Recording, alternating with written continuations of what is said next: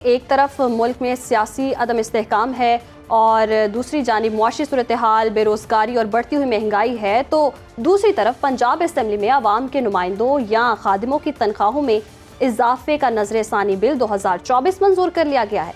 जिस गरीब के पास आज रोटी नहीं, उसके नुमाइंदे की तनख्वाह 75,000 से बढ़कर 4 लाख रुपए, जबकि वजीर की तनख्वाह जो है 1 लाख से बढ़कर अब 9,60,000 रुपए होगी। इस पर एक स्पेशल रिपोर्ट हमने तैयार की है, वो देख लेते हैं। तुरफा तमाशा है, अवाम तो तरसे रोटी को और तनख्वाहें बढ़े अरकान असम्बली की। पंजाब की वजीर इत्तलात ने क्या अजब कहा, 1,90,000 में गुजारा नहीं होता। दो तरीके हैं, या तो फिर आप जो 1,90,000 मुझे तनख्वाह मिलती है उसके अंदर आप जो है वो नॉर्मल तरीके से अगर जी सकते हैं तो बता दें, और अगर मैं जितना हम काम करते हैं और हमारा कोई और सोर्स ऑफ इनकम नहीं है तो हमें एक रीजनेबल तनख्वाह अगर हमारे पास हो तो उसमें बुराई नहीं है। इधर सूरत हाल ये है कि अवाम की एक बड़ी तादाद ने अपने घरेलू अखराजात कम कर दिए हैं। अवाम कभी पेट्रोल तो कभी दाल रोटी और कभी बच्चों की फीसों और वालिदैन की दवाओं के चक्कर ही से नहीं निकल पाती। गवर्नमेंट के मुलाजमों की तनख्वाह बढ़ती है तो आम आदमी का भी हक है। आम आदमी को मजदूरी नहीं मिल रही करने को, तनख्वाहों का बहुत दूर का मसला है। मुलाजमत नहीं है इनके लिए, और जो वहाँ पर बैठे हुए हैं उनके पास डिग्रीज भी नहीं है और उनकी सैलरीज इन्होंने इतनी बढ़ा दी। इधर मजदूरी नहीं है, फुटपाथ पे लोग सो रहे हैं। आप 4-4 लाख रुपये तनख्वाह कर दी है, हम मजदूर आदमी कहाँ जाएं? प्राइवेट सेक्टर में तो 20,000 25,000 पे लोग काम कर रहे हैं। काश इस बात का अदराक भी कर लिया होता कि जिनके वोटों से मुंतखब होकर इन ऐवानों में पहुँचे हैं, इससे सख्ती बिलखती अवाम का क्या हाल है। तो ये रिपोर्ट आपने मुलाहिजा की, इसी पर बात करते हैं। मारूफ तज्ज़ियाकार माजिद निज़ामी साहब ने भी हमें ज्वाइन कर लिया, उनको खुश आमदीद कहेंगे प्रोग्राम में। तो माजिद साहब, पंजाब हुकूमत को अरकान असम्बली का इतना दुख है कि 1 नहीं, 2 नहीं, 3 नहीं, 4 गुना उनकी तनख्वाहों में इजाफा कर दिया गया है। इतने अच्छे अच्छे मशवरे इस हुकूमत को देता कौन है आपके ख्याल में? बहुत शुक्रिया। वाकई हुकूमती ओहदेदारों में इस चीज़ का एहसास ज़रूर होना चाहिए कि कुछ चीज़ें अगर उन्हें लग रहा है कि वो ज़रूरत के मुताबिक हैं तो उसके बावजूद ऑप्टिक्स को या पीआर स्टंट्स को, परसेप्शन को देखते हुए उन्हें नहीं करना चाहिए।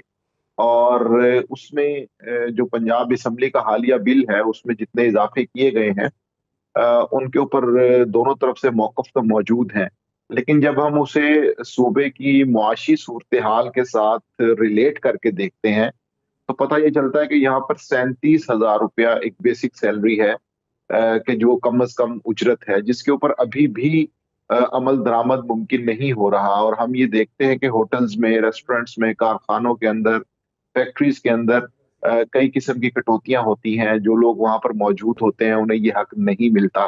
तो इस बेसिक लाइन से जब हम ऊपर चलते हैं और उसके बाद जब हम सैलरीड क्लास को देखते हैं या किसानों के मामलात को देखते हैं और गंदम खरीदारी के हवाले से इस साल जो कुछ हुआ है पंजाब में, तो जब हम ये एक पूरी टाइमलाइन को देखते हैं और उसके बाद जब ये खबर हमारी नजर के सामने आके ठहरती है तो पता ये चलता है कि हुकूमत की जानिब से एटलीस्ट इस हवाले से सेंसिटिविटी का मुजाहरा नहीं किया जा रहा। और अगर तो सूबे के जितने भी बेसिक इंडिकेटर्स हैं वो पॉजिटिव साइड पे हो, किसान खुशहाल हो, लोगों को कम से कम उजरत मिल रही हो, सैलरीड क्लास के ऊपर टैक्स ना हो, इसके अलावा हमारे साथ वो तो हम देख रहे हैं, मुल्क के हालात तो सामने ही हैं। गरीब तबका जो है वो पिसता चला जा रहा है। दूसरी जानिब तनख्वाहों में अगर इजाफा हम देख रहे हैं तो साथ साथ ये मराहत भी लेते हैं, इतने प्रोटोकॉल्स भी होते हैं और सैलरी अलग होती है। तो ये जो कह रहे हैं हुकूमत के मईशत को संभाला मिल रहा है, इंडेक्स जो है बेहतर हो रहा है, तो ये क्या इसलिए बेहतर हो रहा है कि इधर से सैलरियाँ बढ़ाई जाएं? जी, मुझे तो इस सारे मामले से इत्तेफाक इसलिए नहीं है कि अगर सूबे के अंदर इस तरह का कोई कदम उठाया जाता है तो उसे फिर पॉजिटिव इंडिकेटर्स के साथ जस्टिफाई भी करना चाहिए कि मिसाल के तौर पे महंगाई की ये सूरत हाल थी, अब बेहतर हो गई है, क्या पंजाब के सरकारी मुलाजमीन की तनख्वाहों में कितना इजाफा हुआ है, इसके साथ साथ तालीम, सेहत और रोजगार के हवाले से हुकूमत ने कौन से इकदाम किए हैं। अगर तो वो इंडिकेटर्स पॉजिटिव हो तो फिर इस तरह के इकदाम जरूर करने चाहिए, उस पर कोई तनकीद नहीं करेगा। लेकिन अगर ये सारे मामला तनज़्ज़ुली की तरफ जा रहे हों, इंडिकेटर्स माइनस हों या उनके अंदर कोई पॉजिटिव इंडिकेशन नजर नहीं आ रही, तो फिर अगर इस तरह की चीजें करेंगे तो उससे मेरा ख्याल है तनकीद होगी और उससे ये पता चलेगा कि अवाम में और हुक्मरानों के अंदर कहीं ना कहीं एक डिस्कनेक्ट मौजूद है, जिसकी वजह से अवाम के अंदर परेशानी और नफरत बढ़ने का अंदेशा मौजूद रहेगा। ठीक है, बहुत बहुत शुक्रिया आपका माजिद निज़ामी साहब, इस पर रोशनी डाल रहे थे। और जैसे कि हुकूमती वजीर भी माहम ये कह रहे हैं 1,90,000 रुपये में अब कहाँ गुजारा होता है।